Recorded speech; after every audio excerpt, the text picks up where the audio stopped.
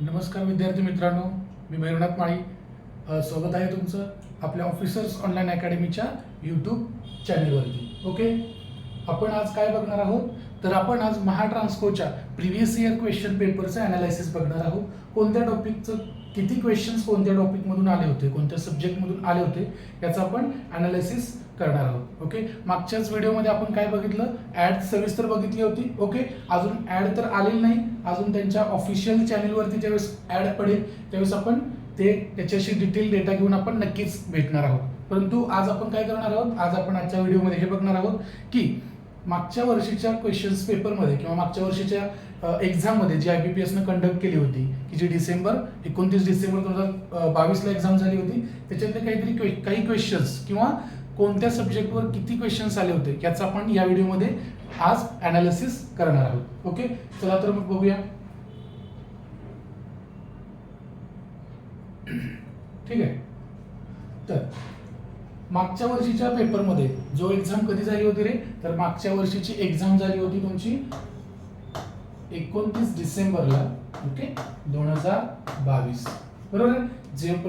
जोपर्यंत मला आठवतंय तोपर्यंत मला असं वाटतंय की 29 डिसेंबर किंवा 28 डिसेंबरची एक्झाम असेल 2022ला झाली होती. ओके, त्याच्यामध्ये टॉपिक कोणते होते. आता आपल्याला इलेक्ट्रिकलचा स्टडी करत असताना काहीतरी आपल्याला हे तर महत्त्वाचं माहिती आहेच की पॉवर सिस्टीम, मशीन हे सब्जेक्ट जे आहेत ते आपल्यासाठी महत्त्वाचे आहेत. बरोबर आहे.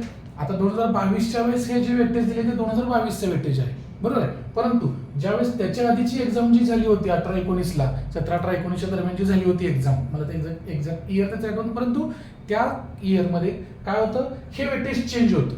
हे जे वेटेज आहे ते चेंज होतं.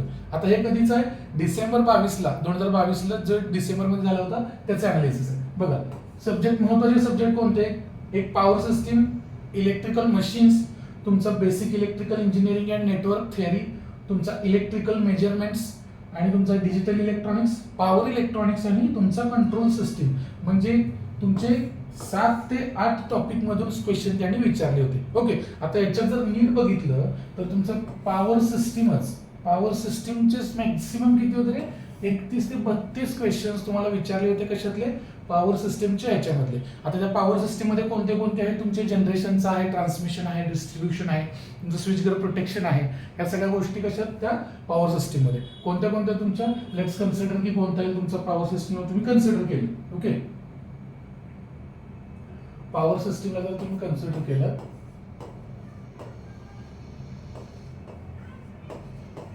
तर आता जे आपण इंजिनिअरिंगला शिकत असतो पॉवर सिस्टीमचे, पॉवर सिस्टीम 1, पॉवर सिस्टीम 2, त्याच पद्धतीने आपण याचं कसं बायफर्केशन करणार आहोत, क्लासिफिकेशन. तर तुमचा पहिला पॉईंट येणार होता जनरेशनचा. ओके, नंतर तुमचा ट्रान्समिशन अँड डिस्ट्रीब्युशनचा. ओके, त्याच्यानंतर तुमचा थर्ड पॉवर सिस्टीम मधला पॉईंट कोणता होता रे तुमचा, तर स्विच गिअर प्रोटेक्शनचा.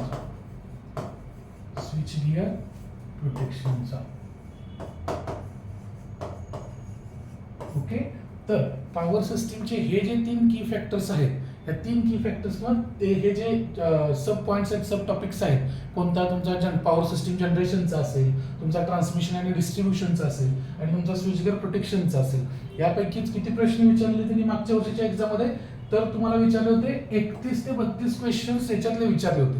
बरं, आता आपल्या ह्या एक्झामचं क्लासिफिकेशन किती होतं, प्रश्न विचारतात आपल्याला 50 प्रश्न. 50 पैकी 31 ते 32 क्वेश्चन फक्त एकट्या पॉवर सिस्टीम मधले विचारले होते. म्हणजे जर तुम्ही पॉवर सिस्टीम जर व्यवस्थित केला असता तर तुम्हाला याच्यावरतीचे सगळेच जे बऱ्यापैकी सिलेक्शन फॅक्टर हाच होता आपला की फॅक्टर आपल्या मागच्या वर्षीच्या ट्रान्समिशनचं.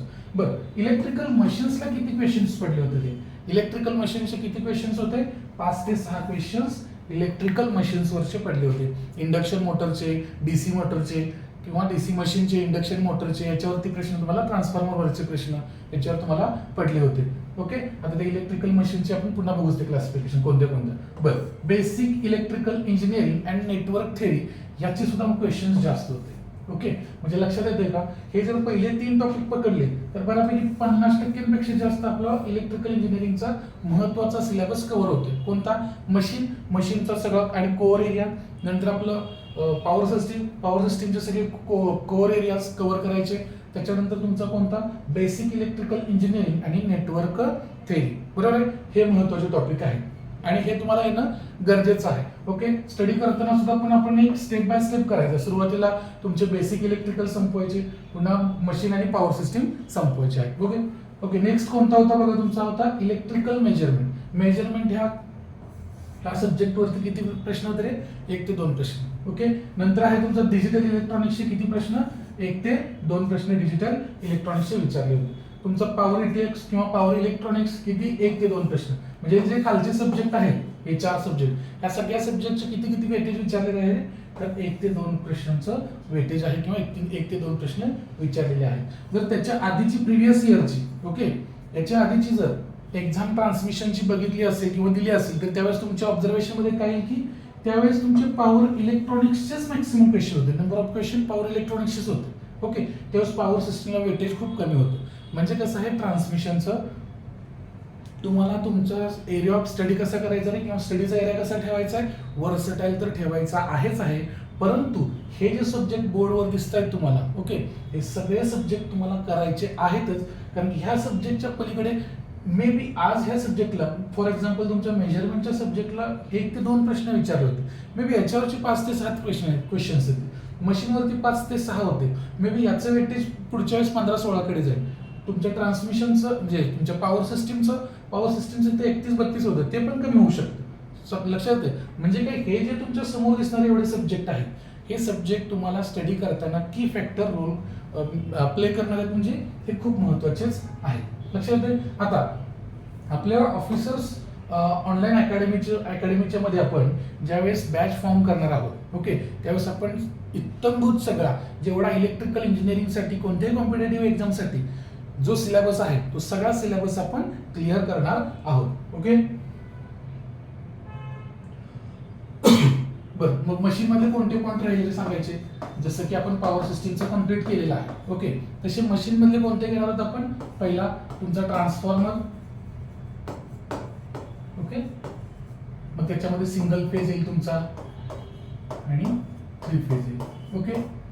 नेक्स्ट आहे तुमचं ट्रान्सफॉर्मर, नंतर तुमचा येईल लगेच पकडा DC machine. Okay. Okay. DC machine मध्ये परत तुमचा डीसी मोटर आणि डीसी जनरेटर. त्याच्यानंतर आला तर तुमचं इंडक्शन मशीन, किंवा इंडक्शन मोटर. याच्यात सिंगल फेज तुमची आली आणि तुमची 3 फेज इंडक्शन मोटर आली. लक्षात येते. त्याच्यानंतर दुसऱ्या कोणती मशीन आली तुमची? Synchronous machine.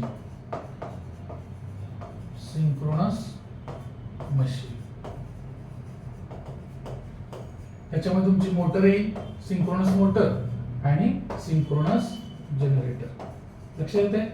हे झाले. जसं की पॉवर सिस्टीमचे आपण सब टॉपिक्स बघितले आणि तसेच तुमचे मशीनचे पण ट्रान्सफॉर्मर आहे, तुमचा डीसी मोटर आहे, तुमचा एसी मशीन्स आहे.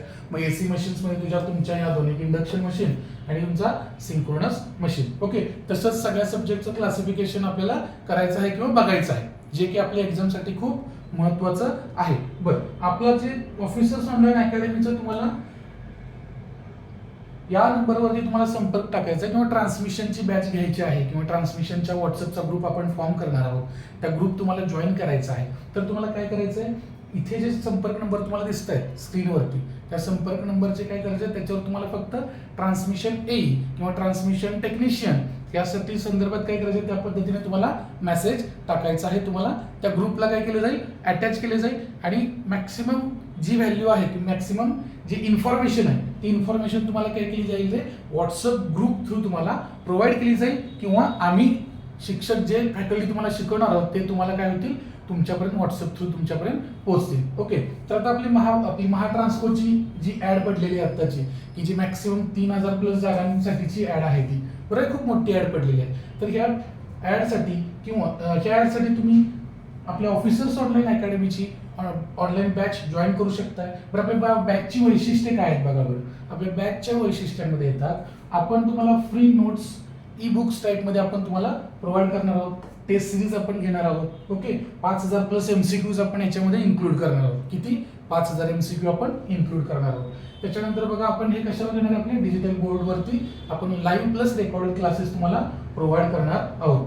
इव्हन प्रिव्हियस इयरचे जे क्वेश्चन पेपर्स आहेत ते पण आपण काय करणार आहे त्याच्यामध्ये अनालिसिस करणार आहे. ते अनालिसिस घेत आपण डे बाय डे किंवा प्रत्येक दिवशी आपण ते तुम्हाला लाईव्ह स्वरूपात 10 ते 25 क्वेश्चन्स तुम्हाला ते डेली बघायला भेटणार आहेत, सोडवायला भेटणार आहेत. बरोबर आहे. आणि तुम्हाला अनलिमिटेड व्ह्यूज आहेत. एकदा बॅच तुम्ही घेतली तर ती तुम्हाला कशी आहे रे अनलिमिटेड स्वरूपात तुम्हाला बघायला भेटणार आहे. पहिल्यांदा काय करायचं आहे, व्हॉट्सअपचा अकॅडमीचा व्हॉट्सअपचा तुम्हाला ग्रुप जर जॉईन करायचा असेल किंवा करायचा आहे तर त्यासाठी तुम्हाला काय करायचं आहे, या नंबरवरती टेक्स्ट मेसेज करायचा आहे, पिन करायचा आहे आणि महाट्रान्सपोर्ट टेक्निशियन ह्या गोष्टी तुम्हाला त्याच्यामध्ये मेसेजमध्ये टाकायचे, म्हणजे जेणेकरून की टेक्निशियनचा एक ग्रुप वेगळा करता येईल आणि तुमच्या एईचा ट्रान्समिशन एईचा एक तुम्हाला ग्रुप नवीन करता येईल. लक्षात येतंय. तर एकंदरीत काय अशाच अपडेटसाठी तुम्ही काय करायचं आहे, तर ऑफिसर्स ऑनलाईनच्या यूट्यूब चॅनलला किंवा ऑनलाईन प्लॅटफॉर्मला काय करायचं आहे रे, लाईक करायचं आहे. लाईक केली नसेल तर आतापर्यंत तुम्ही लाईक करा, कमेंट करा, शेअर करा, सबस्क्राईब करा. आपल्या इलेक्ट्रिकल इंजिनिअरिंग झालेल्या सगळ्या मित्रमैत्रिणींना हा व्हिडिओ ही लिंक फॉरवर्ड करा आणि आमच्यासोबत जोडून राहा. Stay tune with us our officers online academy. Okay, ठीक आहे. थँक्यू.